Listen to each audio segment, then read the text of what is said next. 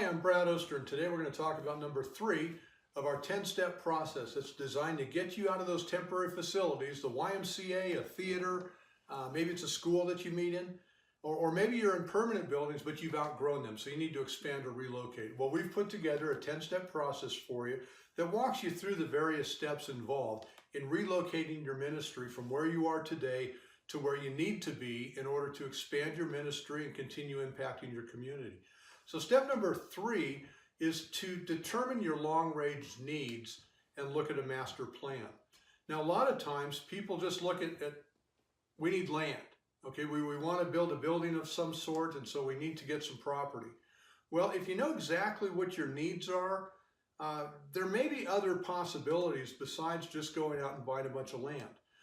It comes to mind a church I work with in Edinboro, Pennsylvania. Now, where's Edinboro? If you know where Erie, Pennsylvania is, it's in the far upper northwest corner of Pennsylvania. Just go straight south from there about 20 miles. There's a town called Edinboro. My friends Brian and Tavia Kelly asked me to come out and help them. They had outgrown a building, and you talk about using a building. They used every square foot of this little building for ministry. And when I said every square foot, they had a small group that met on the stair landing. I mean, out of classrooms, out of space everywhere else. They literally had a small group meeting on the stair landing as you go from the first floor to the second floor. That's what you call out of space. Well, they'd bought 26 acres and asked me to come out and help them to develop that so that they could build a new facility and continue to reach the western Pennsylvania area. Well, we got looking at everything, and one of the questions that I asked is what else happening in Edinboro? I'd never been to Erie or that area, and so I was kind of unfamiliar with it. And so Brian told me they were very excited because they're getting their very first Walmart. There wasn't a Walmart in the whole area, and so everybody's pretty excited about that first Walmart. So my question was, well, if Walmart's never been here, then where do you shop for things like you would? There's not a Target there or anything else. Well, there was a store called Ames, and it was about a 50,000 square foot building, and that's where they'd always shopped. And Brian told me he remembered going there with his grandmother. And so I asked him if we could go by and see the Ames store. And so he thought I was kind of a nut wanting to go look at this Ames store. And he asked me when we were walking around inside the building, he says, "Why are we here?" And I said, "Well," I said, "as soon as Walmart opens, this store is going to be out of business." And he assured me, "Oh, that'll never happen." He used to shop there with his grandparents, kind of a landmark fixture in the area. "Oh, no, that'll never happen." I said, "Mark my words, Walmart opens, these people are out of business, this building's empty." Well, we continued to look at the 26 acres, and being Pennsylvania, it's kind of rolling hills. And it turned out that in order to develop that property, I would spend their entire budget that they had for the building and everything just on site development work, just leveling off the hills and building a pad and a parking lot and water management and everything that goes into it before you build the building. We would spend every penny that they could fundraise and borrow just to do the grading. So it didn't make a lot of sense. While we were doing that study, guess what happened? Walmart opened.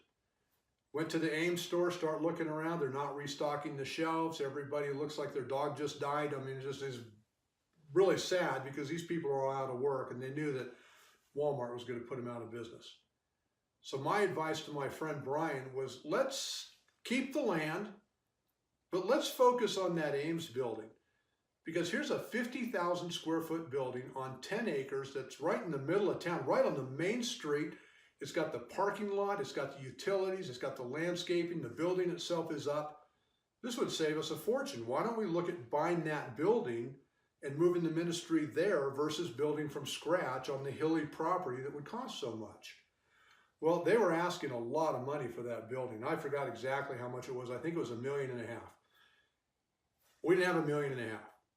So we tracked down the owner. When you talk to a realtor, it's difficult, okay, because the realtor is money driven. They get a commission. So the higher the building sells, the more money they get, right? They're not motivated to go back and ask the owner if he would donate the building to a church. So we tracked down the owner, real estate developer in Pittsburgh, Pennsylvania.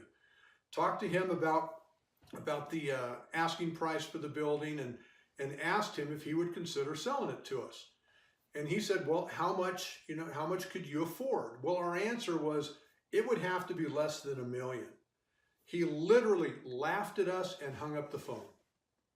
Okay, that doesn't mean no. That means God's not done working on him yet. So we took that as a, not yet. We waited a little bit of time, and it wasn't too long before he called us. And he said, just how much under $1 million would that offer be? And so we told him, we don't know, we'll have to look into it, and we'll get right back to you. So we strategized a little bit and got back to him, but we didn't just tell him, here's what we think your building's worth, because that's insulting. Okay, he's got an appraisal. He's a sharp guy, knows what the building's worth. We just went back and laid our cards on the table and said, we're just a growing church here. We currently rent offices. We can sell our existing building. We can borrow money. And this is not meant to be a reflection of what your property's worth. We're just trying to tell you, here's what we can afford. $400,000. It got about that quiet, in the conversation. He said he'd call us back. Well, long story short, some negotiations went back and forth. We bought that building for $450,000. $450,000 for a 50,000 square foot building on 10 acres ready to roll.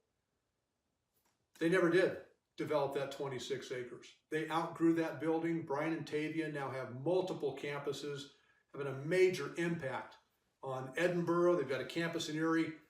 They're reaching people all over Pennsylvania. But we were able to buy that building because we'd done our strategic plan. We knew what we need. We knew exactly the type of ministry that God desired to grow. We knew that building would work for us. So when you're looking at defining, who you are as a church and what you need, is it land? Is it a big box building, a big empty? Maybe it's an AIM store, something like that.